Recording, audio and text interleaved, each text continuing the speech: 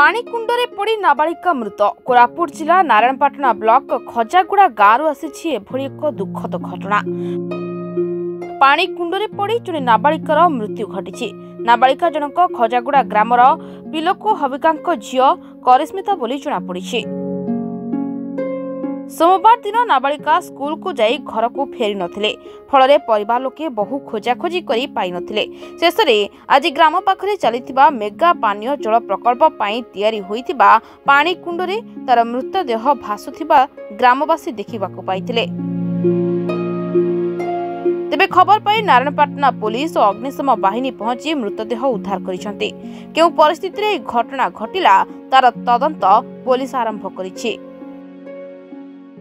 वर्षा है कि कुड़िया जाइना आसला कहीं सर तापर आसिक पड़गला कहीं आम जानवाटा बोले एमती कजा खोजाइना कजुल कजुल करते पाइलु ना सर पाइलु ना बोल ना कि सब कुड़िया कुड़िया मैंने सब कजुल कजुल पाइलु ना लास्ट को एटी कहीं पड़ जाइए बोलना आइलार ना कि देख आम तो एमती तार माँ मान भी नथिले सर कुणिया जाइए कुणिया आसिक ना कि कजला बेलू जो कड़े गला कजुल कजुल कुड़िया पड़िया जाइए कहीं बोलना सब ये करला ना कि किसी पाइलु ना सर पाइला न पाइलार ना कि एटी बंद थिला बंद खुलते कहीं बोलना एपटे आसिक देखला बेलू सामान 8टा भर एटी सर।